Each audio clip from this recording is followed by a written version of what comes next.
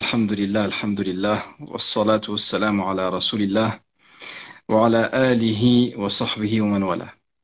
Donc, alhamdulillah, mes frères et sœurs, je remercie Allah tabaraka wa ta'ala qui nous permet à cette heure-ci d'être réunis pour parler de notre bien-aimé Muhammad alayhi salatu wassalam, le dernier messager qu'Allah a envoyé comme miséricorde pour l'univers et qu'Allah Azza wa Jalla a appelé dans son livre As-Siraj al-Munir, Siraj al-Munira, une lampe éclairante. Donc Allah Tabaraka wa Ta'ala nous a envoyé le prophète alayhi salatu wassalam comme source de guidée et de lumière dans l'obscurité de ce monde.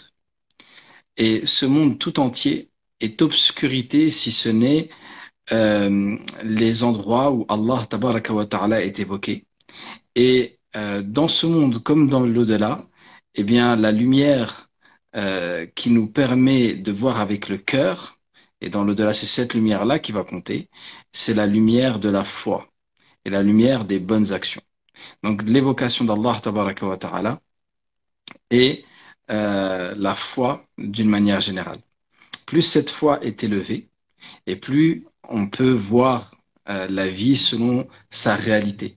Et plus cette foi diminue, et plus on est pris par les illusions du bas monde et les illusions de Shaitan, les illusions aussi de Nefs, et on rentre dans des routines où on commence à vivre pour les choses éphémères et on oublie l'objectif final et la demeure de l'au-delà, la demeure éternelle, euh, celle qu'on espère rejoindre du paradis. Donc, mes frères et sœurs, le sujet d'aujourd'hui, c'est l'importance du mois de Ramadan pour le prophète, alayhi salatu wassalam.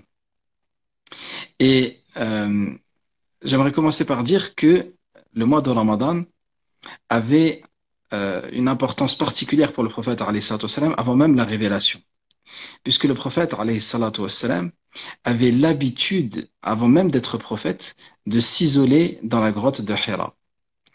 Et il se coupait du monde. Et pour ceux qui sont déjà montés au sommet et qui sont arrivés à la grotte de Hira, il faut savoir qu'elle est au sommet d'une montagne. Hein, il faut à peu près 1 heure hein, en montant des marches pour arriver jusque là-haut, mais à l'époque, il n'y avait pas de marche. Donc, sans doute que le prophète alayhi salam mettait encore plus de temps pour arriver là-haut. Et même arrivé là-haut, en fait, il y a une entrée avec un rocher à l'intérieur qui nous empêche de passer de l'autre côté, si ce n'est vraiment en se faufilant entre les parois qui sont très étroites, jusqu'à arriver à un endroit vraiment isolé et un tout petit coin qui est la grotte de Hira dans laquelle le prophète alayhi salatu wassalam s'installait et il restait là, isolé du monde, isolé des êtres humains, à méditer. Et dans cet isolement, le prophète, alayhi salatu wassalam, sans doute qui recherchait à se connecter avec son intérieur. Vous voyez, quand les sens sont occupés et qu'on est envahi en permanence par des informations qui parviennent à nos sens, eh bien, on est troublé et on a du mal à se centrer sur notre intériorité. On va être plus tourné vers ce que nos sens nous amènent. Et donc, on va être vers l'extérieur. Et donc, le prophète, alayhi salatu wassalam, sans doute qu'il se posait des questions. Allah Azza wa Jal décrit son état en disant وَوَجَدَكَ ضَالًّا فَهَدَى. Et il t'a trouvé perdu et il t'a guidé. C'est-à-dire que le prophète, alayhi salatu wassalam, était dans une recherche. Et il était perdu, sallallahu alayhi wa sallam. Il recherchait la vérité, le sens de la vie. Pourquoi est-ce que j'existe? Est-ce que c'est juste la vie et la mort et c'est terminé? Euh, Comment adorer le créateur de toutes choses?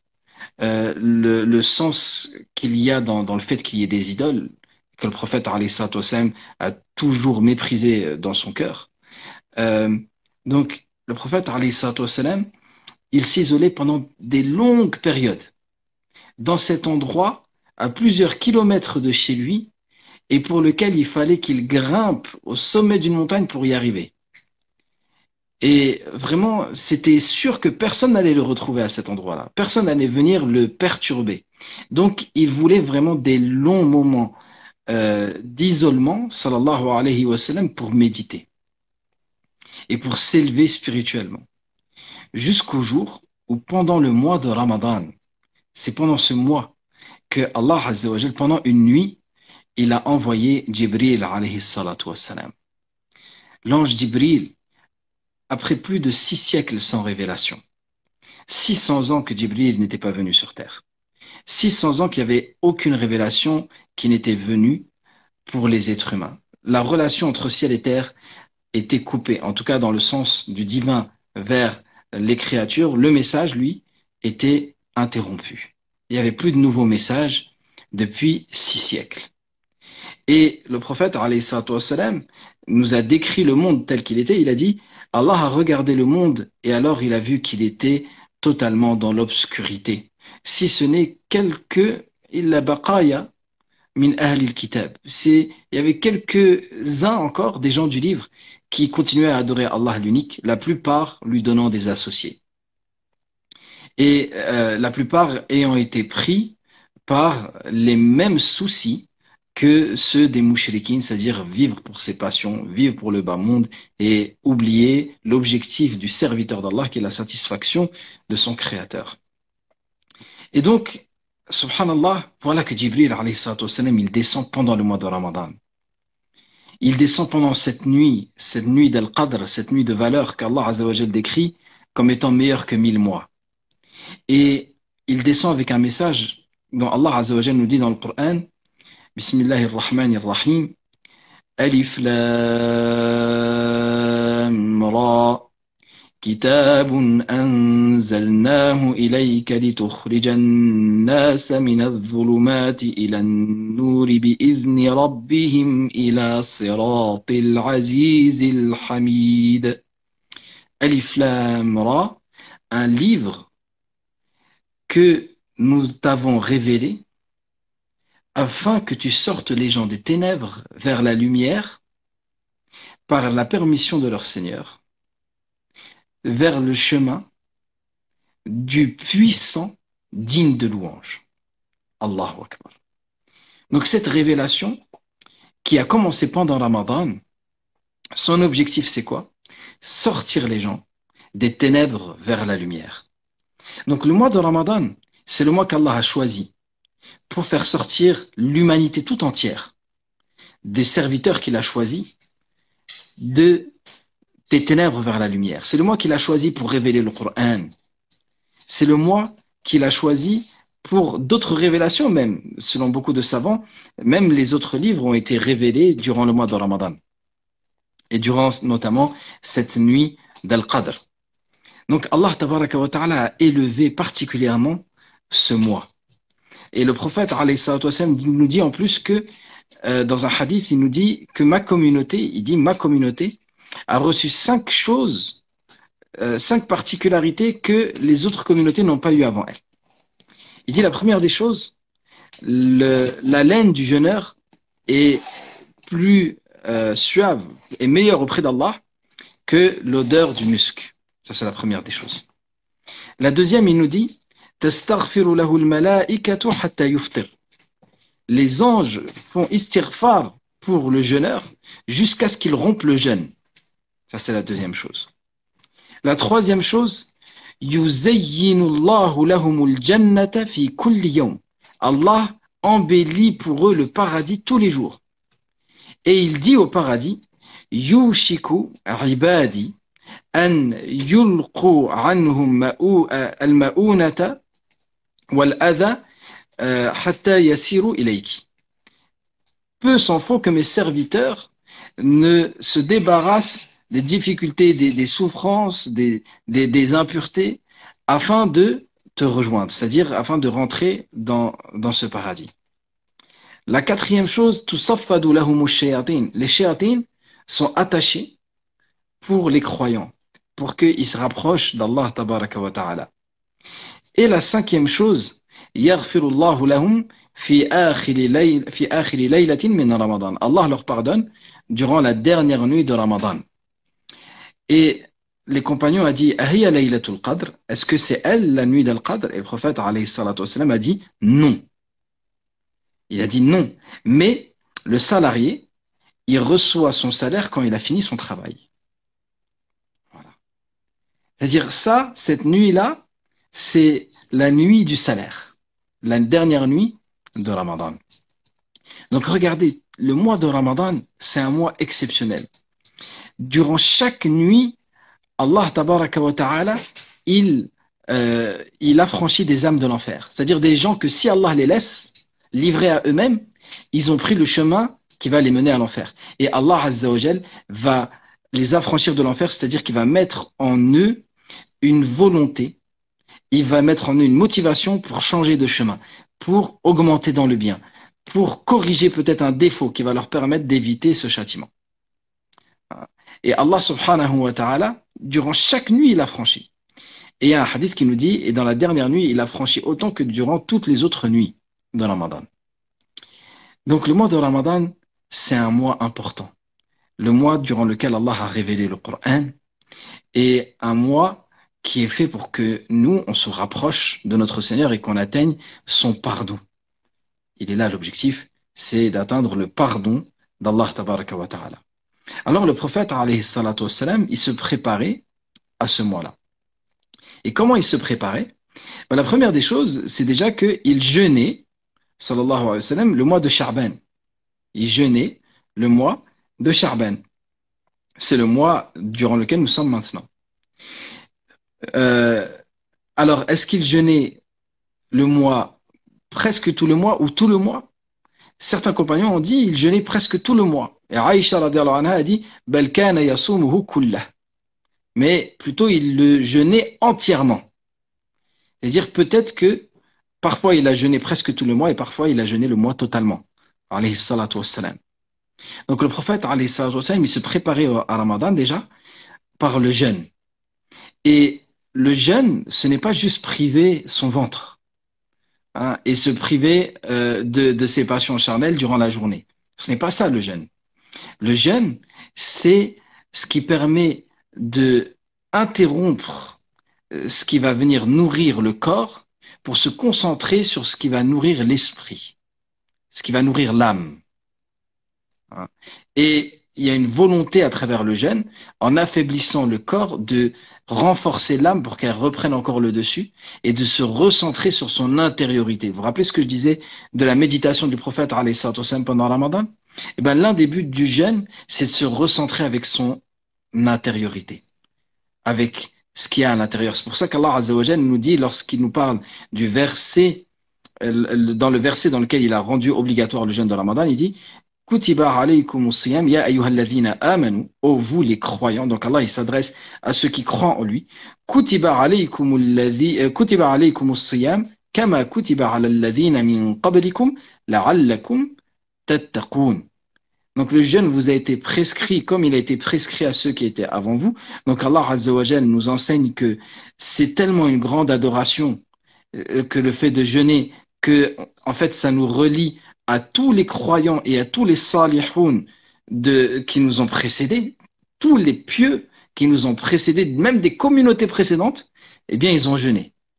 Ils n'avaient pas la même forme de jeûne, peut-être, ils n'avaient pas le même nombre de jours, peut-être qu'ils jeûnaient pas exactement à la même période, mais ils ont eu cette adoration du jeûne. Et Allah nous dit la'allakum tattaqun, afin que vous atteigniez la piété. Donc tout ce dont je vais me priver, le but c'est quoi? C'est de me renforcer intérieurement.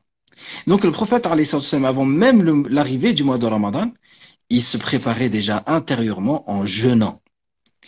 Donc il jeûnait alayhi salatu wassalam. Et quand on jeûne, pour ceux qui ont l'habitude de jeûner, ils savent que ils trouvent une bénédiction dans le temps. Les gens qui jeûnent, ils voient qu'en fait, manger, ça prend du temps en fait. Et le temps durant lequel ils mangeaient, ils vont pouvoir faire d'autres choses. Ils vont pouvoir faire plus d'adoration, plus de dua, plus de Coran. Hein, ils vont vouloir peut-être augmenter dans le bien. Ils vont trouver en tout cas un temps libre supplémentaire qui, s'il est mis, s'il est fructifié, eh bien, il va nous rapprocher de notre Créateur. Donc ça, c'est la première des choses. Le prophète, alayhi salatu wassalam, se préparait à Ramadan par le fait de jeûner. La deuxième chose, c'est que le prophète, alayhi salatu wassalam, il annonçait aux croyants les bienfaits du mois de Ramadan et la grandeur du mois de Ramadan qui arrive. Et donc, il les motive alayhi salatu wassalam, en leur faisant ressentir qu'il y a un invité noble qui est sur le point d'arriver. Et donc, le prophète, alayhi salatu wassalam, eh bien, il leur annonçait des nouvelles comme celles que je vous ai dites, que cinq particularités ont été données à sa communauté. Dans d'autres hadiths, il est dit que le prophète, alayhi salatu wassalam, la veille de Ramadan, il est monté sur le minbar et il a fait un prêche durant lequel il a dit ô vous les croyants, un noble mois vous est parvenu. Et ensuite, il cite les bienfaits de ce mois.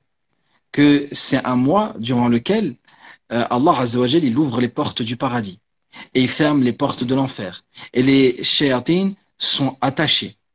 C'est un mois durant lequel l'action surérogatoire a la même récompense qu'une action obligatoire en dehors de ce mois.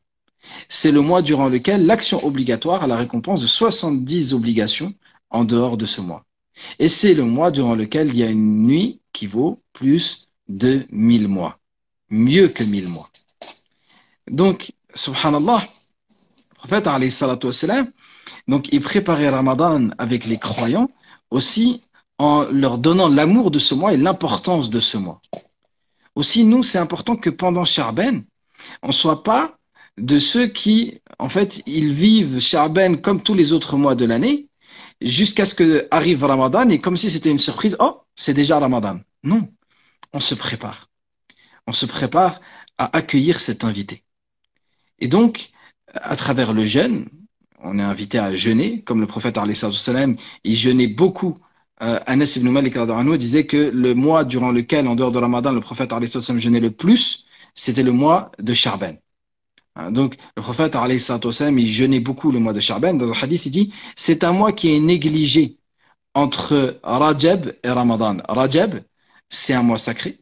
Et le mois de Ramadan, et vous connaissez l'importance qu'il a. Donc, entre ces deux mois, il y a le mois de Sha'ban, et les gens lui accordent peu d'importance. Eh bien, ce mois-là, il dit le prophète, alayhi salatu wassalam, et c'est un mois durant lequel les actions sont élevées à Allah, tabaraka wa ta'ala, et j'aime que mes actions soient élevées à Allah alors que je jeûne. Donc, ce mois de Sha'ban, on va en faire, Inch'Allah, un mois d'adoration et un mois durant lequel on va se centrer un peu plus sur notre intérieur et on va se détacher un petit peu, peut-être, de nos soucis mondains pour s'intéresser à ce qui nous attend dans l'au-delà. Aussi, mes frères et sœurs, le prophète, alayhi salatu wassalam, durant la dernière nuit, et ça nous montre aussi l'importance, durant la dernière nuit où il ne savait pas, le prophète, alayhi salatu wassalam, la nuit du doute, excusez-moi, appelle Narima s'il te plaît, elle est en train de m'appeler. Donc, durant la dernière nuit, le prophète, alayhi salatu wassalam, il est sorti, les compagnons sont partis à sa recherche, ils l'ont pas trouvé chez lui, ils se sont dit, on va le trouver dans la mosquée. Puis on leur a dit, non, il est à l'extérieur de la mosquée. Il était juste à côté de la mosquée, à l'extérieur, et il regardait le ciel. Ils sont venus lui passer le salam, et le prophète, alayhi sallam, il leur a répondu à leur salam, mais eux, ils s'attendaient à ce qu'il s'assoie avec eux. Ils se sont assis, et lui, il est resté debout à regarder. Et quand il a vu la lune, il a regardé la lune, et il a annoncé l'arrivée de Ramadan, il a dit, regardez. Et il a annoncé tout de suite la bonne nouvelle de l'arrivée de Ramadan. Et ensuite, il a fait le dua que l'on fait quand on voit la lune, dans lequel on demande à Allah, tabaraka wa ta'ala, al-yumn wal-iman, la paix et la foi, wassalamata wal-islam. Voilà, et on demande à Allah, tabaraka wa ta'ala, le bien de ce mois. Et le prophète, alayhi sallam, il regardait la lune, il disait, Rabbi wa rabbuk Allah. Mon Seigneur et ton Seigneur, c'est Allah Azza wa Jal. Donc, alayhi salatu wassalam, toutes ces actions-là, c'était pour faire sentir aux croyants l'importance du mois qui arrive. Et pendant le mois de Ramadan, le prophète, alayhi salatu wassalam, il nous a montré l'importance de ce mois en faisant le mois durant lequel il consacrait encore plus de temps pour réviser le Coran. En effet, le prophète, alayhi salatu wassalam, était extrêmement occupé, mais pendant le mois de Ramadan, Jibril venait à lui et il lui faisait réviser le Coran. Et durant la dernière année de sa vie, il est venu 2 fois, c'est-à-dire il lui a fait réviser le Coran 2 fois, alors qu'avant il lui faisait réviser le Coran en entier qu'une seule fois. Et de là, il a dit à Abu Bakr, je pense que Hadara Ajali, c'est-à-dire je pense que ça y est, mon terme arrive, c'est-à-dire je pense que je vais bientôt mourir. Alayhi salatu wassalam, il a senti que il était à la fin de sa vie parce que cette année-là, eh bien, pendant Jibril est venu lui faire répéter le Coran 2 fois entièrement au lieu de une fois les années précédentes. Donc, c'est par le modèle prophétique que les Sahaba radhiyallahu anhum ont compris que ce mois était extrêmement important quand ils voyaient que le prophète alayhi salatu wassalam ne laissait pas passer une seconde sans la mettre à profit. Non. Est-ce que, mon cher frère Ayoub, tu avais préparé, je crois, d'autres questions Exact. sur... Rappel Non. pour le... Alors, je t'entends pas très bien là. Là, ça va un petit peu mieux? Je t'entends de loin. Très bien. Je vais essayer Ah, mais peut-être que le problème vient de chez moi. Dites-moi dans le chat Oui, si là, vous je t'entends m'entendez bien. bien. Très bien. Donc en fait, le déroulé du live, c'était du coup en dars pendant environ une vingtaine, trentaine de minutes, histoire de nous rappeler un petit peu la thématique. Et par la suite, il y a des questions qui ont été pensées en amont par notre équipe. Et puis, pour tous ceux qui sont présents, on va récupérer les questions, Inch'Allah. Donc vous pouvez rester présents.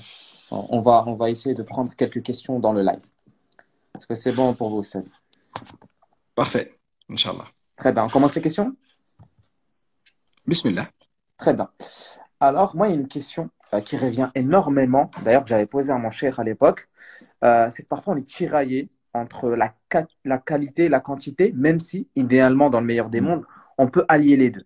Donc, ma question pendant le mois de Ramadan, c'est si on a le choix, par exemple, entre se concentrer sur la quantité, c'est-à-dire avoir un programme pour clôturer le Coran, ou bien essayer de plus mettre un focus sur la méditation et de dire, voilà, pendant ce mois de Ramadan, je vais essayer d'étudier en profondeur une sourate pour essayer de vraiment tirer les enseignements, pour essayer vraiment, parce que le but du Coran, c'est tadabbur, c'est vraiment la méditation et le fait de se rapprocher. Et il y a aussi le fait de la quantité, chaque harf, en fait, on a 10 hasanat. Donc voilà, la question, c'est un équilibre entre qualité et quantité. Est-ce qu'on vise plus sur la clôture du Coran ou la limitation de surat, même si idéalement, bien évidemment, les deux. Voilà. Alors, euh, la première des choses, je pense que c'est important, nous déjà, de se rappeler que le Coran, l'objectif, c'est pas de le lire en entier durant Ramadan. En fait, mais d'avoir un lien avec lui durant toute l'année. Donc, c'est sûr que si pendant toute l'année on a laissé fermer le mushaf, alors on va se dire vraiment il faut que je lise pendant Ramadan. Et en fait, on s'est induit une idée qui est celle que le Ramadan c'est le mois durant lequel je lis le Coran en entier et pas le reste de l'année. Donc, c'est important de sortir de ce schéma et de se dire non, le Coran, c'est mon ami et c'est mon rendez-vous quotidien avec Allah Azza wa Jal. Et toute l'année, je dois lire le Coran. Et celui qui arrive à avoir un programme comme ça toute l'année, eh bien, pendant Ramadan, il peut augmenter un petit peu sa lecture et sa méditation. Il va trouver. Allah il va lui mettre une bénédiction. Allah il nous dit de ce livre, Kitabun anzalnahu ilayka mubarak. Un livre que nous t'avons révélé béni. Le Coran, quand tu te plonges dedans, Allah il te donne de sa bénédiction. Des fois, ton objectif, c'est la lecture et tu te rappelles quasiment rien de ce que tu as lu si ce n'est un verset qui t'a bouleversé comme si tu avais médité dessus pendant des heures. Et des fois, tu vas pour méditer sur un verset et, subhanallah, tu te retrouves plongé dans, ça te rappelle une autre sourate et tu retournes à une autre sourate et tu vas la lire en entier et tu vas retrouver des trésors dedans que, comme si c'était la première fois que tu lisais ces versets-là. Donc, le Coran, c'est un livre qui est béni. Il te donne bien plus que ce que toi tu n'attends de lui.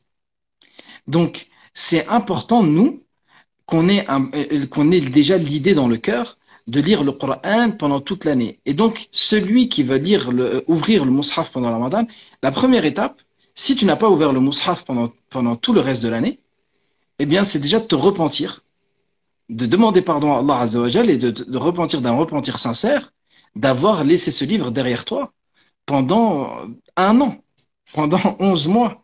Hein. Donc, en plus qu'on est à Charben, il faut pas se dire, moi, Mon objectif, c'est de lire une fois le Coran en entier pendant Ramadan. Donc, je vais commencer Surat al-Fatiha le premier jour de Ramadan et je vais me débrouiller pour terminer avant la fin. Non. Commence le Coran dès maintenant. Commence la lecture dès maintenant. Et Inch'Allah, tu la termineras pendant Ramadan et peut-être Allah il va te donner la possibilité de recommencer une autre lecture. Mais cette idée de je commence et je termine absolument pendant Ramadan, c'est pas le modèle en tout cas de nos pieux prédécesseurs, même si on a le hadith que Djibril il venait faire réviser le Coran au prophète alayhi salam. On a aussi beaucoup de hadiths qui nous disent que le prophète alayhi salam il avait son temps de la journée durant lequel il révisait sa part du Coran. On a notamment un hadith dans lequel il a laissé attendre une délégation pendant longtemps et quand il est revenu vers eux, il leur a dit veuillez m'excuser, je voulais pas venir vers vous avant d'avoir fini mon hizb, c'est-à-dire ma part de lecture quotidienne du Coran. Donc le Coran, ça doit être normalement un rendez-vous quotidien. Au minimum un verset dans ta journée. Si pendant toute ta journée tu as été pris, tu n'as pas pu l'ouvrir exceptionnellement, au moins tu l'ouvres. Tu lis quelques versets et tu refermes même quelques secondes, mais que ton regard se pose sur la parole d'Allah Azza wa Jal tous les jours. Pour ce qui est donc cet équilibre entre quantité et qualité, moi ce que j'ai envie de vous dire, Inna Allah tayyibun la yaqbalu illa tayyiba. Allah est bon et il n'aime que les choses qui sont bonnes. Oui, quand on voit les pieux prédécesseurs, on trouve que certains parmi eux, ils finissaient le Coran 60 fois dans le mois. Mais leur lecture et notre lecture, elle n'a rien à voir. Comme je vous ai dit, c'est des gens qui vivaient le Coran toute l'année, qui l'enseignaient, qui le méditaient, qui vivaient leur Coran toute l'année. Ils avaient un lien fort avec ce livre.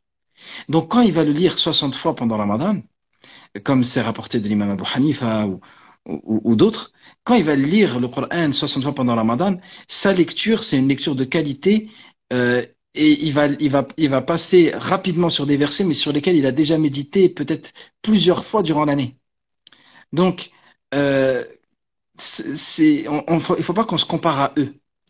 Nous, ce qui nous est demandé, Allah Azza wa Jal, il aime les choses qui sont bonnes, et les choses qui sont bonnes, c'est les choses qui sont faites avec qualité. Et c'est pareil pour les unités de prière. C'est quoi le mieux? Est-ce que c'est 2 unités de prière durant lesquelles je vais sentir vraiment que je profite de mon ruku' et de mon sujoud et de ma récitation de l'Fatiha, ou c'est dans le fait de faire 6 unités de prière dans le même temps que je pourrais faire ces 2 unités dans lesquelles je vais tirer un profit? Allah Azza wa Jalla n'a pas besoin de mes adorations. C'est moi qui dois profiter de mes adorations. Le but de toutes mes adorations, de ma lecture du Coran, de mon jeûne, de ma prière, c'est qu'il y ait un changement intérieur. C'est que moi je change, c'est que moi je devienne meilleur. C'est que ça ait un impact positif sur moi. C'est que moi déjà je sorte de l'obscurité vers la lumière. Donc, ce qui va, je vais m'adapter en fait. Chacun il a son rythme et je vais lire au rythme auquel je sens que je profite. C'est ça qu'il faut se dire. Je vais lire au rythme auquel je sens que je profite. Et si je me donne un objectif, par exemple, de lire le Coran en entier dans le mois, eh bien, cet objectif-là, il ne doit pas passer au-dessus de mon profit. C'est-à-dire que il faut pas que j'en arrive à lire le Coran très très vite pour compléter mon objectif et je sors de cette lecture sans sentir que vraiment j'en ai profité, alors que à un autre rythme où j'aurais lu un peu moins, j'aurais peut-être plus profité de cette lecture du Coran. Aussi, il faut savoir que selon le moment de la journée, eh bien, il y a des heures qui sont plus propices à la méditation et d'autres qui sont plus propices à la lecture et à la révision. Donc, le matin, par exemple, après Salat al-Fajr, c'est propice à la méditation. Et dans le dernier tiers de la nuit aussi, juste avant le Fajr, c'est aussi on lit en regardant dans le Mus'haf. C'est rapporté par beaucoup de pieux prédécesseurs qu'ils préféraient regarder dans le Mus'haf à ce moment-là et de tirer vraiment de la méditation lorsque l'esprit est vide, on s'est endormi, on s'est réveillé, on n'a pas encore, voilà, il y a une remise à zéro de la mémoire, l'esprit est vide et on est plus propice à ce moment-là à méditer. Et à d'autres moments de la journée, on va trouver que peut-être la méditation, on va avoir du mal, mais dans la lecture, on va trouver un plaisir, on va on va lire, mais on va avoir du mal à méditer. On sent d'ailleurs que si on force de la méditation, en fait, on va dévier dans d'autres sujets, notre cerveau va partir. Donc, on va sentir que c'est mieux de continuer, d'avancer plutôt dans la lecture. Donc, selon le moment de votre journée, c'est à vous de vous organiser. Il n'y a pas une réponse type. Pour un, on va lui dire, toi, c'est mieux pour toi enfin, pour tout le monde, pardon, de dire c'est mieux de réviser ou c'est mieux de méditer ou c'est mieux de lire beaucoup. Vraiment, c'est quelque chose qui revient à la personnalité de chacun, à l'emploi du temps de chacun et au profit, en fait, de chacun dans sa relation avec le livre d'Allah, tabaraka wa ta'ala. Wallahu a'lam. Barakallahu fik, Oustaz. Comme ça, vous m'entendez bien? Oui. Ok, très bien. Barakallahu fik. Donc, si je dois résumer, en gros, il n'y a pas utilité en tout cas de mettre en opposition. Mais en fait, c'est sentir bénéfice le plus parce que ce sera par Azawajal. Donc, que ça soit d'autres et de favoriser en tout cas un maximum de la méditation en fonction et en fonction aussi des moments dans la journée, Inch'Allah. Non. Barakallahu fik. Une autre, c'est que en fait, de nos jours, on est assez occupé. En réalité, on ne l'est pas vraiment, pas toujours à dégager du temps en réalité si on s'organise, mais on est quand même pas mal occupé. Et du coup, ma question, c'est que comment on pourrait en fait trouver un équilibre, en tout cas pendant le Ramadan, quel rythme, quel équilibre on peut trouver avec le travail, avec les études, etc., des partiels. Voilà, avec les tâches quotidiennes également. Est-ce que vous éclairez, nous toucher au potentiellement pour l'organisation, en tout cas entre sa vie spirituelle et afin si on parle, entre la vie spirituelle et sa vie de tous les jours, tout simplement. Ah. Alors, pendant le Ramadan, quel équilibre?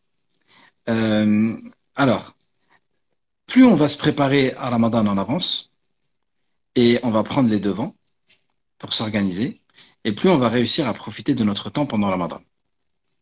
Hein, bi'idhnillah.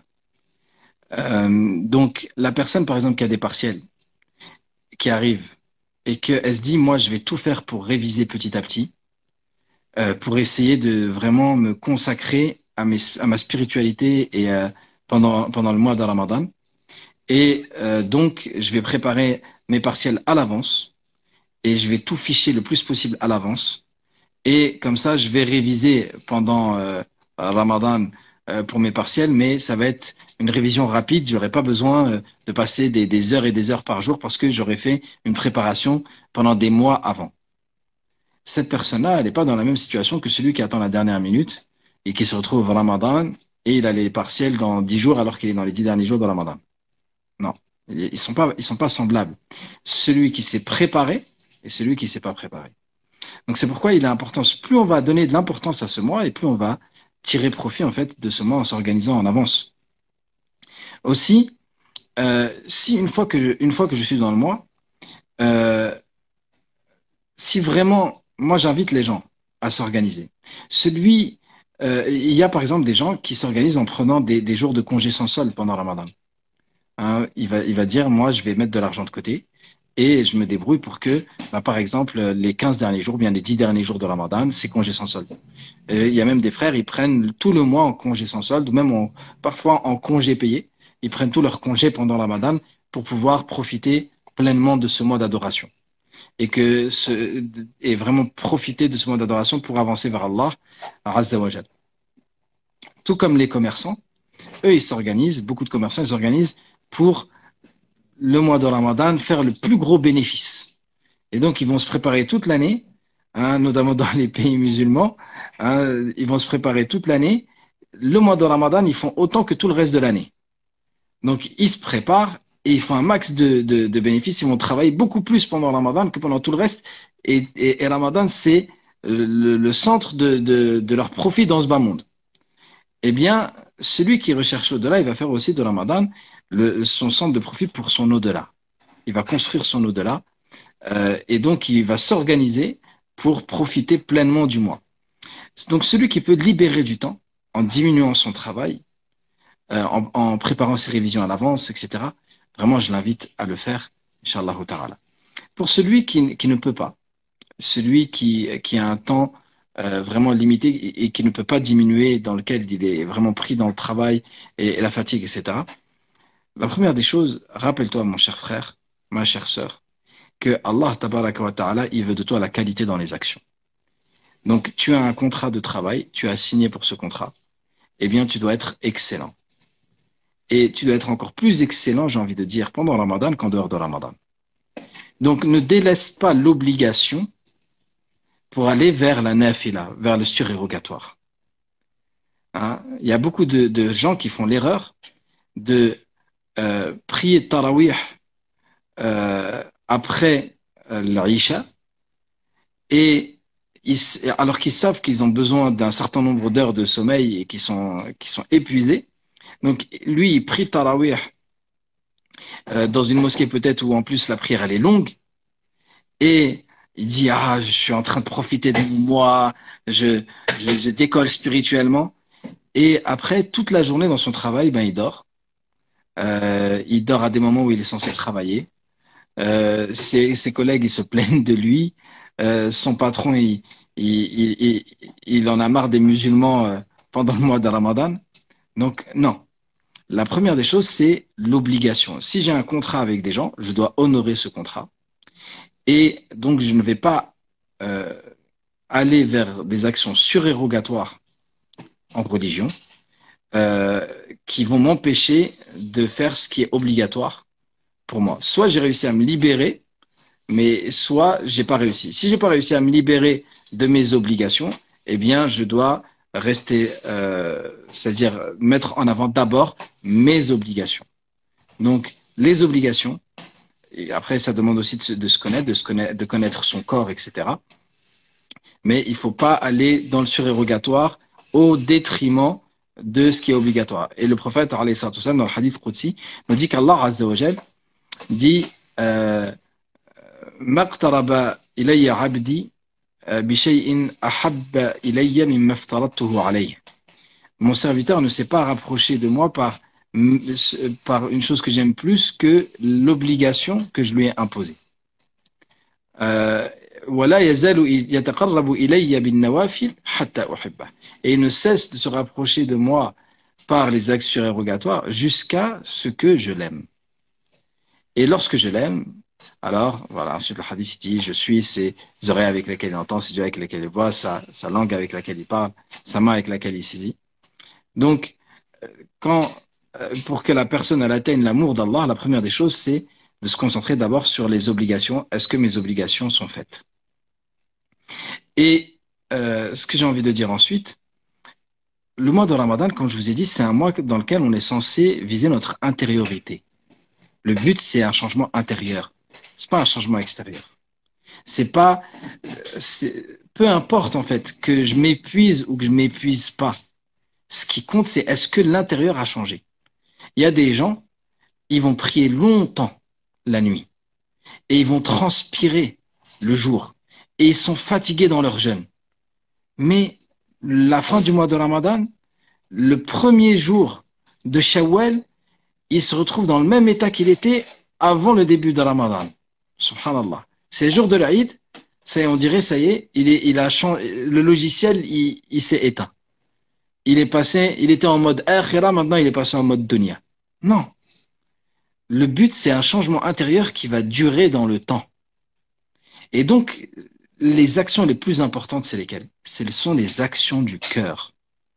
Celui qui comprend que le plus important, c'est l'action du cœur et c'est l'intériorité, ce qui est à l'intérieur de moi, sur quoi je vais faire un effort, lui, il va être moins tiraillé par oui, mais comment je vais faire pour équilibrer entre mon travail et mes adorations, mes prières surrogatoires?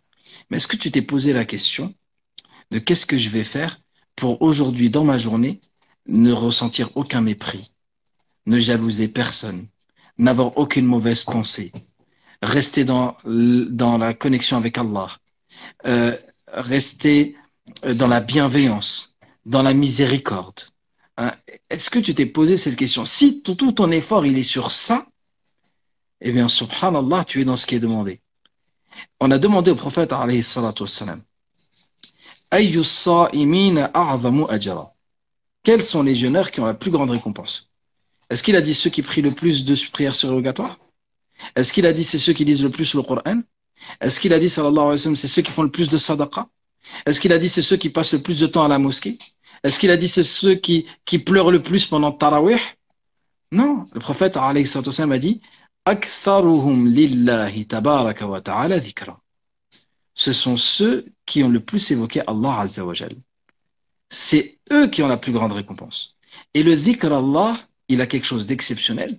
C'est que le prophète alayhi salatu wa sallam, il nous dit dans un hadith, il nous dit Hal adullukum ala khayri a'malikum. Vais-je vous montrer la meilleure de vos actions? Wa azkaha 'inda malikikum. Et c'est la plus pure, la plus élevée auprès de votre roi, de celui qui vous possède, Allah azza wa jal.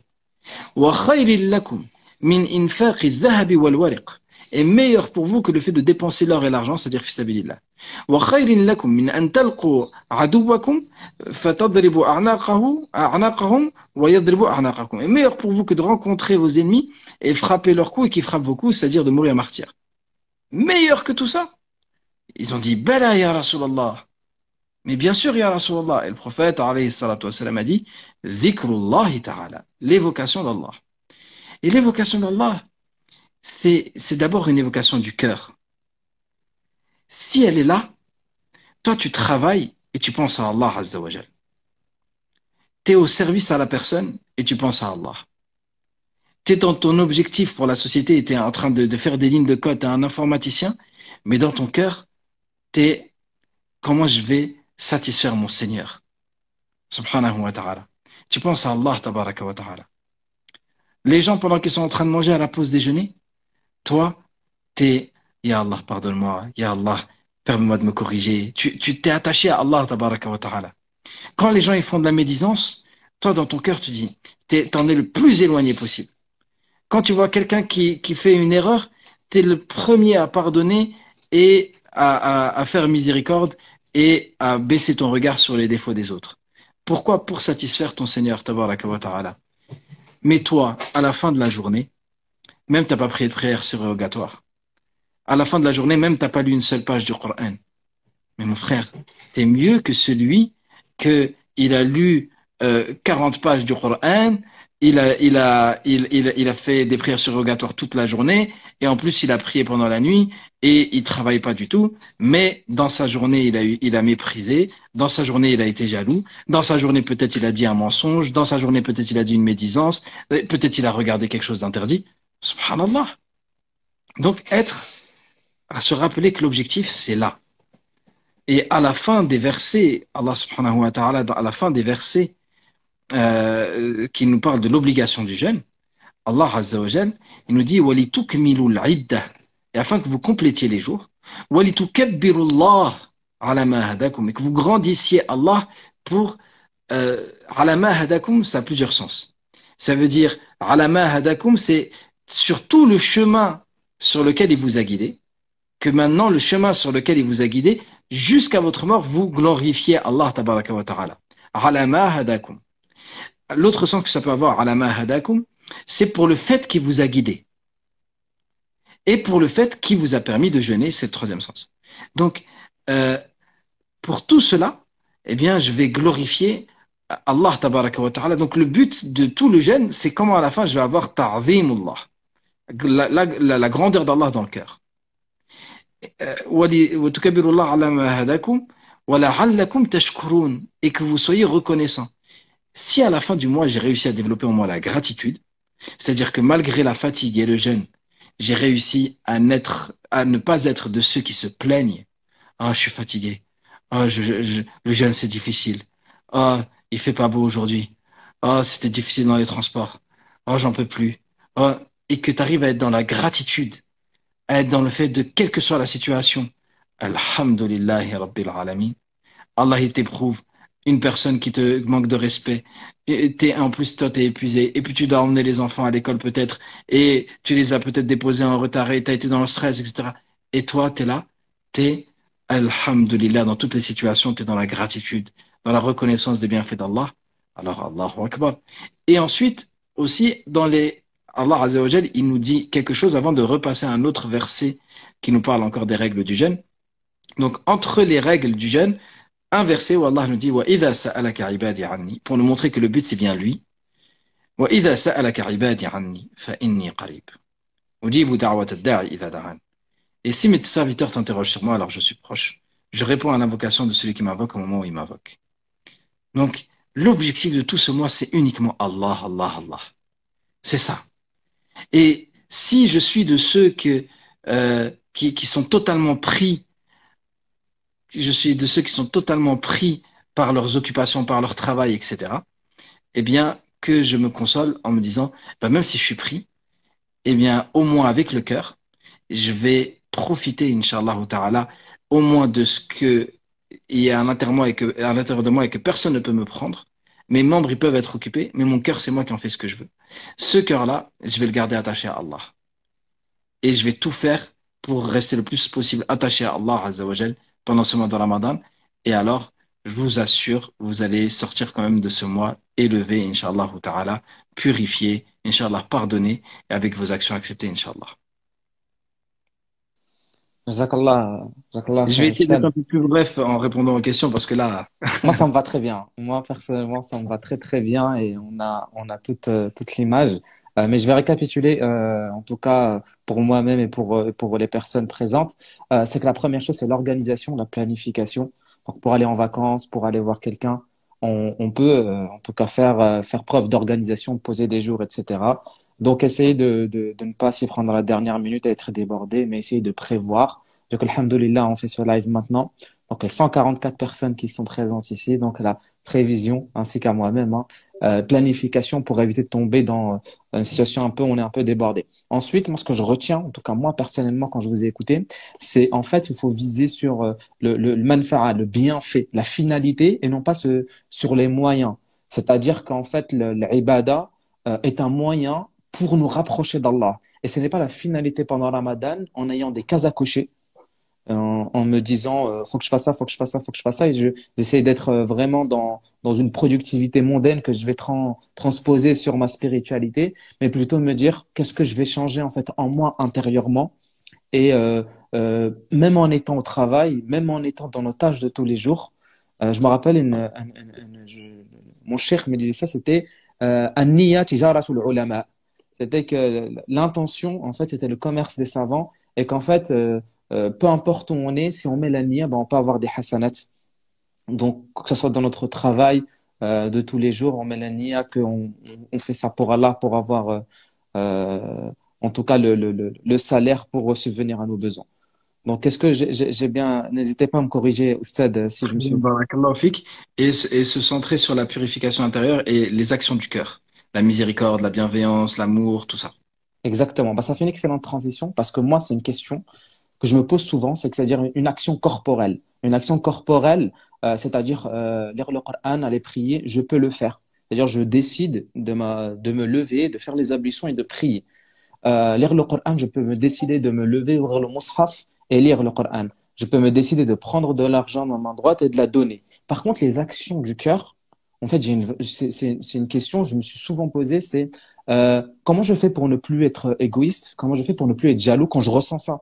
Je dis, je veux plus être jaloux. Comment on peut faire ce travail? Par exemple, je peux être paresseux. Comment je fais pour enlever ça? De la colère. Et en fait, les actions du cœur qui sont les plus importantes, comme vous me l'avez dit, qu'est-ce qu'on pourrait faire concrètement comme action pour essayer de les réformer vu que c'est très abstrait? Alors, la première des choses, ta question, elle est excellente, machallah.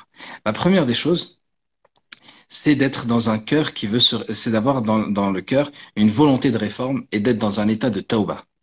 Le repentir, c'est la première des choses. Il y a at-tathir et ensuite il y a tazkiya, ou ce qu'on appelle at-takhliya ou at-tahliya. Le fait de d'abord, les compagnons ils disaient, le prophète sallallahu alayhi wa sallam nous vidait et il nous remplissait. Donc, la première des choses, c'est le repentir. D'être dans un état vraiment de repentir, on se sent pauvre devant Allah et on a une envie de changement. Ça, c'est la première des choses. Ensuite, une fois qu'il y a cette envie de changement et se repentir, c'est-à-dire que j'ai reconnu en moi la présence des défauts pour pouvoir les corriger. Je ne peux pas gagner en humilité si je ne me considère pas déjà comme ayant de l'orgueil. Je ne peux pas gagner en en altruisme si je ne vois pas en moi-même déjà qu'il y a de l'égoïsme, hein. Et je ne peux pas gagner en bienveillance si je ne vois pas en moi qu'il y a parfois de la malveillance, hein. Et en voulant, en volonté de bien pour les gens, si parfois je ne suis pas conscient que j'ai moi-même parfois de la jalousie. Donc, il faut se repentir, c'est déjà reconnaître en soi les péchés et les manquements. Et à partir de là, si je suis dans une volonté de repentir, alors soit je vais faire des actions qui vont m'amener à la qualité. Par exemple, la bienveillance. Si j'ai dans le souci, dans le cœur le souci d'être bienveillant, de vouloir le bien pour les gens, eh bien, je vais me poser la question. Et je vais me dire, il faut que je veuille le bien pour lui. Il faut que je veuille le bien pour lui. Et quand il y a quelque chose de contraire qui va arriver, je vais le ressentir tout de suite. Parce que je suis dans cet éveil du cœur où je suis sensible à qu'est-ce que j'ai ma boussole qui est devant moi. Je ressens parce que je suis sensible, c'est ce que je veux. C'est mon objectif. Donc Allah, il va me permettre de sentir dans mon cœur ce qui se passe. Donc si je ressens que là, je suis pas en train d'être bienveillant, je suis pas en train de vouloir le bien ou que je ressens de la colère contre une personne, tout de suite, je vais me dire non, c'est pas ça qu'il faut. Et donc là, je vais me donner les moyens de transformer cette pensée négative premièrement, en faisant dua, en disant, Ya Allah, je ressens de la jalousie, Ya Allah, préserve le bien de cette personne. Ya Allah, bénis cette personne. Et si j'accompagne, par exemple, après chaque qualité, ça c'est une science aussi, chaque qualité, elle s'acquiert aussi par des actes. Par exemple, si je veux gagner en humilité, c'est en étant au service des autres que je vais gagner en humilité. Hein, si je veux débarrasser de l'orgueil, ben, je vais me rabaisser. Je veux gagner en générosité, c'est en me forçant à faire sadaqa de ce que j'aime que je vais gagner en générosité. Je veux réussir à pardonner, je vais faire dua pour la personne et je demande en plus qu'Allah il la récompense. Et peut-être même, je vais faire des actions que je vais lui donner en sadaqa.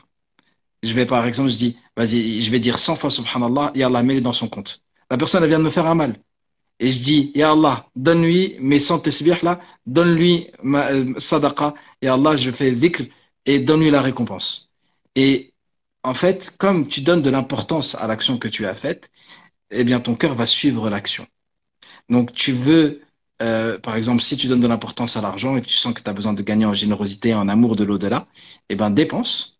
Et ton cœur, il va suivre ta dépense, puisque tu as dépensé pour l'au-delà, ton cœur, il va se tourner vers l'au-delà. Il est tourné vers le bas monde, il va se tourner vers l'au-delà. Tu te sens que tu as de l'orgueil, tu as du mal à reconnaître la vérité? Regarde-toi dans le miroir et accepte le fait que tu es un être humain, tu n'es pas un ange, et donc tu as des défauts. Et rassure-toi, Allah Azza wa Jal, s'il t'aime, il t'aimera avec tes défauts. Subhanahu wa ta'ala, parce que tu en auras toujours. Voilà. Donc, Allah, il t'aime avec tes défauts, il t'a guidé vers l'islam, il t'a permis de jeûner, il t'a permis de faire des actions, il t'aime avec tes défauts, subhanahu wa ta'ala. Il est Al-Wadoud, celui qui aime sans condition. Subhanah. Hein, c'est lui qui a mis l'amour de la mère pour son enfant. Et vous avez vu, la mère, elle aime son enfant, elle est aveugle à ses erreurs, son amour est aveugle. Allah Azza wa Jal, il n'est pas aveugle, subhanahu wa ta'ala, hasha lillah, dans son amour, mais il aime sans condition, subhanahu wa ta'ala. Donc il donne de son amour. Et eh bien, je vais, moi, faire preuve donc de miséricorde à partir du moment où je vais avoir cette volonté et je vais être à l'affût, puisque je suis dans un état de repentir, je vais être à l'affût de tout ce qui est contraire à ces qualités. Donc la première des choses, c'est vraiment la volonté de réforme et d'avoir cet éveil de viser. Vous voyez, celui qui jeûne, il a un éveil, il est conscient de l'importance que la nourriture ne doit pas rentrer en lui. Vous voyez? C'est-à-dire, si quelqu'un lui ramène à manger, même si des fois il met dans sa bouche, il va se rappeler, il va dire, ah non, mais non, je dois pas jeûner, je dois pas manger, et il va recracher. Eh bien, celui qui comprend que le jeûne, c'est d'abord un état du cœur, il va pas laisser les choses rentrer en lui. La poubelle de l'extérieur, il va pas les laisser rentrer. Il va se mettre une barrière, en fait. Et, mais il faut le comprendre et il faut lui donner cette importance. Et donc, quand la chose, elle vient, la jalousie vient, hop, il la détecte. Non, non, non, non, non, cette jalousie, elle doit pas rentrer. Donc, à la place de cette jalousie, qu'est-ce que je vais faire? Ya Allah, donne-lui mieux que ce qu'elle a, cette personne. Ya Allah, bénis-la, bénis-la. Et je vais prendre quelque chose que moi je possède et je vais lui donner même. Voilà. Je sais pas si j'ai répondu à ta question. Afwan, oui, parfaitement. Parfaitement. Je ne sais pas si vous m'entendez bien. Non. Ouais, parfaitement, vous avez répondu à la question. Barakallahu fik. Donc, la volonté de réforme sincère. Euh, Dans un premier lieu, la prise de conscience et l'éveil, d'être tout le temps en alerte de ce qui peut se passer, en tout cas concernant notre âme, ce qui peut rentrer. Et du coup, une conversation interne positive, des doigts, et mettre en place des actions opposées, en tout cas, à l'attrait, en tout cas, de ce sentiment qu'il peut avoir dans le cœur, Inch'Allah. Barakallahu fik, Saad. Jazakallah khair. Voilà. Ensuite, une question un peu plus pragmatique. On est actuellement dans le mois de Sha'ban. Donc, quelle action on pourrait mettre en place le mois de Sha'ban qui vont nous aider à préparer le mois de Ramadan? Vous avez évoqué précédemment le fait de jeûner. Donc, est-ce qu'il y a des actions particulières ou bien un rythme ou bien de ce que faisait le prophète alayhi salatu wassalam, qui nous aidait en tout cas à préparer Ramadan de la meilleure des manières? Alors, le prophète, alayhi salam, comme on l'a dit, il jeûnait. Donc, c'est bien de commencer à jeûner déjà, de jeûner pendant le mois de Charban. Euh, et les savants ont divergé. Est-ce qu'il est permis de jeûner pour la deuxième quinzaine de Charban ou pas, notamment pour celui qui n'a pas jeûné au début de Charban?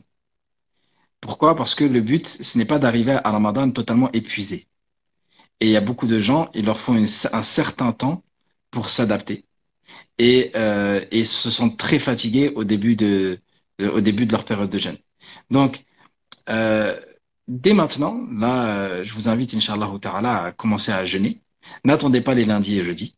Commencez à jeûner, Inch'Allah Ta'ala. On peut mettre l'intention dès demain, par exemple, de jeûner, Inch'Allah Ta'ala.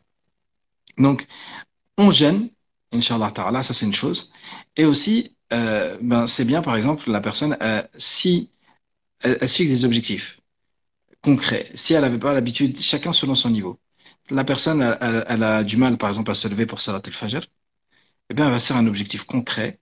Ben, je vais me réveiller pour l'obligation de l'Fajr, tout simplement. Et en plus, si elle jeûne, ça va l'aider.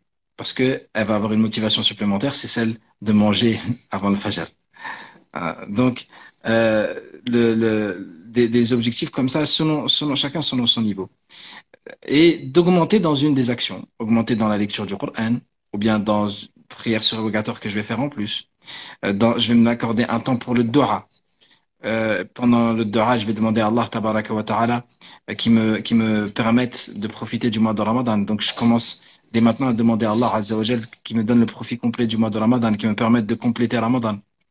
Il y avait l'exemple d'un frère qui était décédé il y a Subhanallah, il y a quelques, je sais plus si c'était l'année dernière ou l'année d'avant, dans une mosquée pas loin de chez nous. Et Subhanallah, euh, il avait écrit son programme pour le mois. C'est-à-dire, dans un petit livre, il avait écrit, il s'était dit, moi, Inch'Allah, pendant le Ramadan, je vais faire ça, ça, ça, ça, ça. Et Subhanallah, il est mort, et son livre, il témoigne de ses intentions. Subhanallah. Il est mort, mais Inch'Allah, auprès d'Allah, c'est écrit. Et il est mort subitement, c'était un jeune. Il est mort subitement, subhanallah. Mais Inch'Allah, Inch'Allah, c'est écrit. Donc, celui qui pense déjà à Ramadan qui arrive, il va mettre des intentions. Et il peut donc commencer dès maintenant, Ya Allah, permets-moi, pendant le mois de Ramadan, de jeûner. Permets-moi de lire un peu plus sur le Coran. Permets-moi de profiter pleinement de ce mois. Permets-moi de changer. Et j'attends pas le premier jour de Ramadan pour me repentir. Non. وَسَارِعُوا إِلَى مَغْفِرَةٍ مِّن رَبِّكُمْ. Pressez-vous vers un pardon de votre Seigneur. Donc, dès maintenant, je me repens. Dès maintenant. Je me dis, Ya Allah, mais j'ai perdu du temps, je vais mourir, mon objectif c'est toi, je dois rechercher ta satisfaction. Il y a l'amour de Dunya qui est rentré. Combien de fois je me suis levé avec comme souci ce bas monde. J'ai recherché la satisfaction des gens au lieu de la tienne. J'ai mis en colère, je t'ai peut-être mis en colère toi pour satisfaire d'autres. Ya Allah, j'ai trahi mes valeurs. J'ai tourné le dos à la sunna du prophète alayhi salatu wassalam. J'ai suivi mes passions. J'ai eu honte du regard des gens, mais j'ai pas eu honte de ton regard. On commence dès maintenant à réaliser un peu notre égarement, notre éloignement d'Allah Azza wa Jalla, et on s'en repent.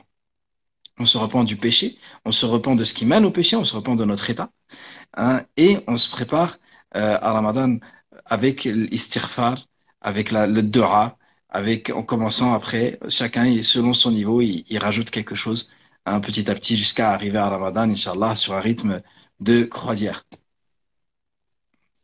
Inch'Allah. Barakallahu fik, Oustad. On va essayer de mettre ça en pratique, en tout cas pour ce mois. Je vais finir par cette question. Et Inch'Allah, on va essayer de récupérer les questions qu'il y a pu avoir dans le live.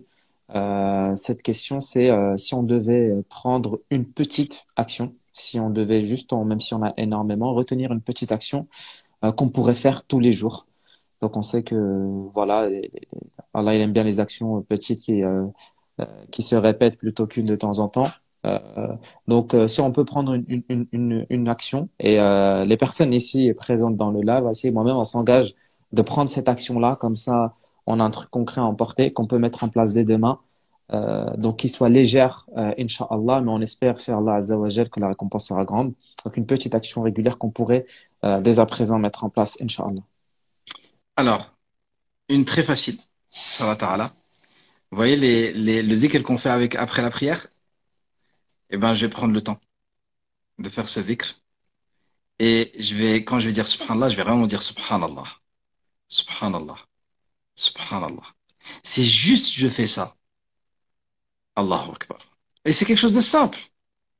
Mais je vais dire Subhanallah. Subhanallah. Au lieu de dire Subhanallah, Subhanallah, Subhanallah, Subhanallah, Subhanallah, Subhanallah, Subhanallah, Alhamdulillah, Alhamdulillah, Alhamdulillah, Alhamdulillah. Voilà. Les 33, 33, 33, là, Inch'Allah, je vais les dire en les prononçant et en essayant de méditer. Juste, c'est quelque chose de très simple. Déjà, je vais sentir un changement dans mon cœur. Inch'Allah ta'ala. Inch'Allah, barakallahu fik. En tout cas, moi, je m'engage, Inch'Allah, à essayer de la mettre en pratique. En tout cas, ça me concerne directement. Barakallahu fik, Said. Très bien. Donc, on va prendre quelques questions. J'en ai quelques-unes. Euh, donc, euh, une question, c'est lire le Coran sur le téléphone. Est-ce que c'est pareil que le livre, en fait, le lire sur un livre? Car la personne n'a pas l'arabe et peut lire en phonétique. Donc, la question, lire le Coran sur téléphone ou livre, est-ce que c'est la même chose? Moi, je suis plutôt un adepte de la lecture. Je préfère la lecture sur le livre. Je préfère la lecture sur le livre. Maintenant, je suis pas de ceux qui disent que la lecture sur le téléphone, elle est interdite ou quoi. Mais c'est sûr que je préfère la lecture sur le livre, dans le sens que le mushaf, il a quelque chose de particulier. D'ailleurs, les savants nous disent que pour toucher le mushaf, enfin, la très grande majorité nous disent que pour toucher le mushaf, il faut être en état d'ablution, ce qui n'est pas le cas pour toucher le téléphone. C'est bien qu'il y a quelque chose de particulier dans le mushaf, dans le livre du Coran. Donc moi, j'invite plutôt à toucher le livre. En plus, le téléphone, à moins que je sois en mode avion, mais voilà, je peux être interrompu, distrait. J'ai des réflexes parfois aussi sur le téléphone, sans même m'en rendre compte. Je vais me retrouver sur Instagram en train de regarder des réels alors que j'étais en train de réciter un verset juste avant. Donc voilà, j'invite plutôt Inch'Allah, à lire le Coran, si possible, sur le Mus'haf. Et puis quand on est dans les transports ou quand on est dans des situations particulières et qu'on a notre téléphone et que on n'a pas les applications. Ah, ben, je sais pas si c'est un signe, mais il y a mon téléphone qui vient de tomber. Donc, il est peut-être pas content de ce que je viens de dire. Donc, donc, si on est dans une situation particulière, eh bien, là, en effet, quand on n'a pas les ablutions, ce genre de choses, on prend le téléphone et c'est mieux que rien du tout. Barakallahu fik, Said. Donc, pour la réponse. Ensuite, une transition, c'est toujours dans la lecture du Coran. Peut-on avancer comment en fait on peut avancer sur la lecture du Coran alors qu'on est en état de menstru? C'est une femme qui pose la question pendant le mois de Ramadan. Euh, Alors, déjà, premièrement, il n'est pas interdit de lire le Coran pendant le mois de Ramadan pour la femme qui a ses menstrues, de le prononcer, de le réciter, etc. Si ce n'est un avis sur lequel il y a divergence dans l'école shafi'ite. Mais sinon, la très grande majorité des savants disent qu'il n'y a aucun mal pour la femme qui a ses menstrues de lire ou de réciter. C'est le contact avec le mushaf qui est question de divergence. La majorité des savants considérant que la femme qui a ses menstrues ne peut pas toucher le mushaf directement. Euh, il y a un autre avis, qui est un avis très solide, qui est celui de Zahiriya, qui dit que la femme elle peut toucher le mushaf même en état de menstru. Donc l'avis, même s'il est minoritaire, il est quand même solide dans l'argumentation. puisque bon, bref, il est solide dans l'argumentation en tout cas. Mais sinon, moi, ce que je recommande, la femme qui a ses menstrues, ben, c'est elle de lire par exemple sur la tablette, Inch'Allah Ta'ala, ou sur le téléphone, voilà, pour continuer dans sa lecture. Très bien. Barakallahu fiik, Ustad. Ouais. Ensuite, il y a celle-là, on a déjà répondu. Hop. Bah, une question qui m'a fait doucement sourire, mais je pense que on va quand même la poser. C'est un conseil pour les mamans et les femmes qui passent la journée en cuisine. Alors, je ne vais pas vous donner qu'un seul conseil, Inch'Allah. Premièrement, ce que je peux vous conseiller, euh, c'est essayer d'installer avant le mois de Ramadan une ambiance chez vous. Ouais, décorez votre maison à l'arrivée de Ramadan. Vous voyez, les chrétiens, ils décorent leur maison avant Noël. Vous voyez. Et pendant des mois avant Noël, tu sens qu'il y a Noël qui arrive. Et chez nous, le mois de Ramadan, il arrive et il n'y a aucun changement. C'est, voilà, c'est dimanche, demain c'est lundi et voilà. Et c'est Ramadan. Mais, subhanallah, essayons que nos maisons, elles vivent aussi Ramadan. Même pour les enfants, pour le mari. Et donc de faire sentir que là, c'est un grand mois de spiritualité. Et quand vous avez fait ça, ben, par exemple, vous allez vous asseoir avec votre mari et vos enfants et vous allez lire des hadiths sur l'importance du mois de Ramadan. Voilà. Et donc, une fois que ça c'est rentré, c'est pas vos mots à vous, là, vous pouvez dire, qu'est-ce que vous en pensez? Pendant Ramadan, on va manger bien, Inch'Allah Ta'ala, mais peut-être pour que moi aussi je puisse profiter du mois, eh bien, je vais pas passer mon temps dans la cuisine et on va faire juste deux, trois plats et encore, c'est déjà la richesse des rois, deux, trois plats sur la table. Hein. Et comme ça, on va éviter le gaspillage et Allah, il déteste le gaspillage. Et on va pouvoir faire plus de sadaqa au lieu de dépenser pour manger plus. Et on va profiter, Inch'Allah ta'ala, de ce mois, de notre temps. Et on va pouvoir aller prier Tarawih sans avoir le ventre plein. Donc, ça, c'est quelque chose que je recommande. Euh, Sinon, il y a la possibilité aussi de préparer des plats à l'avance. Donc, de les congeler à l'avance. Les briques, pour les gens qui mangent des briques, vous pouvez les préparer à l'avance. La plupart des plats africains, pour les Africains, vous pouvez aussi les préparer à l'avance. La plupart des sauces, elles se congèlent très bien. Sauce mafé, sauce yassa, tout ça, ça se congèle très très bien, mashallah. Donc, vous achetez un congélateur, vous remplissez à l'avance avant le début du mois de Ramadan. Comme ça, vous avez déjà beaucoup de plats qui sont déjà préparés à l'avance. Et pour ce qui est des soupes, ben, on n'est pas obligé de faire la soupe qui met 3 heures à préparer. Subhanallah, une soupe de légumes simple. Si tu veux vraiment manger une soupe, tu fais une soupe de légumes simple. Pourquoi tu veux faire la harira du bled? Nous, on a une soupe particulière. Moi, je suis d'origine, mon père, il est de Constantine, en Algérie. On a une soupe, on appelle ça le jerry, tu vois, avec le fric et tout, tu vois, c'est du blé, bref, qui est pas mûr, etc. Donc, cette soupe-là, elle peut mettre des heures à cuire. Hein. Donc, non, on n'est pas obligé d'imiter exactement les traditions du bled. Le mois de Ramadan, c'est un mois de spiritualité, d'adoration pour la communauté musulmane. C'est pas le mois des Arabes ou le mois des Africains ou le mois de je sais pas quoi. Pourquoi est-ce que pendant le mois de Ramadan, je veux manger absolument les plats de mon pays d'origine, alors que tout le reste de l'année, je mange des frites avec du poulet et je mange je sais pas moi, des légumes et tout. Et là, le mois, il arrive, non.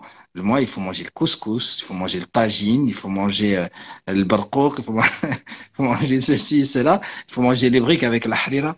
Subhanallah. C'est pas le mois des Arabes, c'est pas le mois des Algériens, le mois des Marocains. Non, le but enfin, subhanallah, c'est un mois pour tous les peuples du monde qui adorent Allah, tabaraka wa ta'ala. Donc, voilà, donner un peu moins d'importance à la culture et plus à notre spiritualité, Inch'Allah ta'ala. Et ça, c'est mettre d'accord avec les enfants.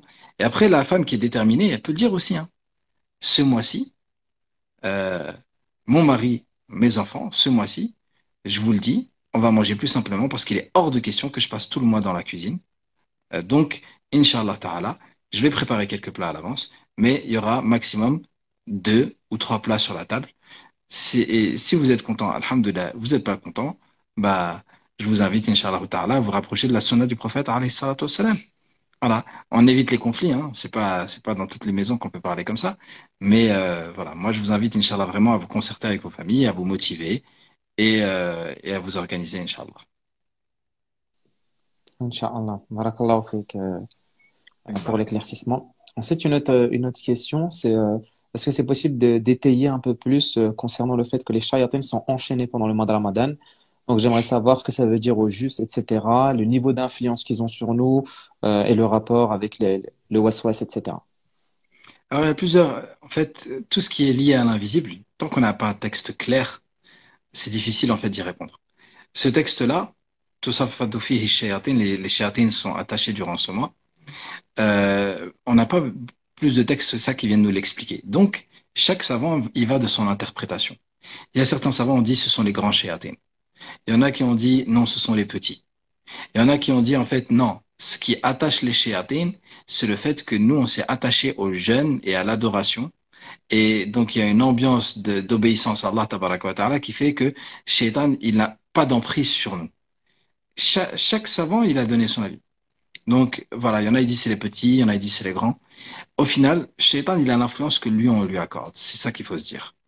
Shaitan a l'influence que nous, pardon, on lui accorde. Il va le dire, Yom al-Qiyamah. وَمَا كَانَ لِي عَلَيْكُمْ مِنْ سُلْطَانٍ إِلَّا أَنْ دَعَوْتُكُمْ فَاسْتَجَبْتُمْ لِي. Et je n'avais aucun pouvoir sur vous, si ce n'est que je vous ai appelé et que vous m'avez répondu. Donc nous sommes responsables de nos actes, et c'est nous qui nous laissons influencer ou non. Et vous vous inquiétez pas, Shaitan il est attaché, mais le plus gros ennemi il reste là, hein, c'est le nefs. C'est ce nefs-là, c'est lui que je dois éduquer. Donc Allahu Ta'ala a'lam, est-ce que c'est les grands, est-ce que c'est les petits? Allahu a'lam. On croit au texte et voilà. Barakallahu fik. Ustad, bah, je pense qu'on va clôturer sur ça, Inch'Allah. Donc, voilà. Peut-être une. Ouais, non, je pense qu'on va clôturer, Inch'Allah, sur ça. Si ça vous va, bien évidemment. Non. Donc, très bien. Je vais juste répéter pour les personnes qui sont présentes, ceux qui nous ont rejoints au cours du live. Je suis le président de l'association Nabawi. Donc, on a développé une application mobile qui connecte les musulmans aux mosquées. Donc, qui peut vraiment être utile pendant le mois de Ramadan. C'est essayer en tout cas, rapprocher les gens de la mosquée, utiliser le digital, en tout cas pour cela. Donc, l'application est déjà disponible dans les stores, gratuite, sans pub. Donc, alhamdoulilah, vous ne serez pas perturbé par aucune publicité. Voilà, vous pouvez trouver la mosquée la plus proche, consulter les informations de la mosquée, faire un don. Si vous voulez à la mosquée, tout est transparent, tout est tracé sur l'application, tout est centralisé. Voilà. Et n'hésitez pas à télécharger l'application, à nous suivre sur la page, Inch'Allah. Et aussi, pourquoi pas, en fait, on est en train de contacter les différentes mosquées. On travaille déjà avec quelques-unes.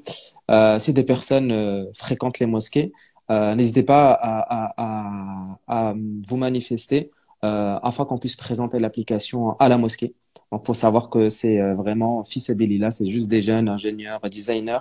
On a fait ça, il n'y a pas de rémunération particulière, au contraire. Donc voilà, barakallahu fikum à tous d'avoir assisté. Barakallahu fik. Moi, j'aimerais ajouter, Inch'Allah, que, Inch'Allah, je ne l'ai pas encore annoncé sur ma page Instagram, mais je vous donne rendez-vous, Inch'Allah, pendant tout le mois de Ramadan.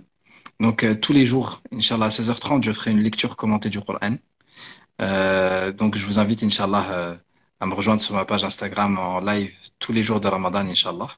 Donc, à partir de 16h30, pour faire une lecture commentée du Coran. Il y a certains jours, ce sera juste une demi-heure, certains jours, ce sera un peu plus long. Inch'Allah, on verra. C'est en fonction de mon emploi du temps et surtout l'emploi du temps de la madrasa dans laquelle je donne les cours de Coran. Donc, je vous invite aussi à suivre l'actualité sur les différentes stories qui peuvent apparaître et posts que je peux poster. Il y aura, Inch'Allah, beaucoup de contenu et ce sera un mois vivant, en tout cas, sur ma page, Inch'Allah. Marhaba. Inch'Allah, d'ailleurs, j'ai répondu au questionnaire, au petit questionnaire. Donc, j'espère que je devine ce qu'il peut y avoir. J'attends avec impatience. Inch'Allah, Barakallah. on va essayer de suivre ça. Barakallahu fiik, Oustad. en tout cas pour le savoir que tu nous as transmis. En tout cas, je demande à Allah Azza wa Jal qu'il puisse faire en sorte qu'il soit bénéfique, en tout cas pour nous tous. Et donc voilà, je vous laisse clôturer avec quelques doigts, Inch'Allah. Et on va mettre un soleil. اللهم لك الحمد كما ينبغي لجلال وجهك ولعظيم سلطانك سبحانك اللهم وبحمدك نشهد أن لا إله إلا أنت نستغفرك ونتوب إليك اللهم اجعلنا من الذين يستمعون القول فيتبعون أحسنه وصل اللهم وبارك على سيدنا محمد وعلى آله وصحبه أجمعين وآخر دعوانا أن الحمد لله رب العالمين بارك الله فيكم Barakallahu fikum. Salam alaikum tout le monde. Et puis à la prochaine. Salam alaikum. وعليكم السلام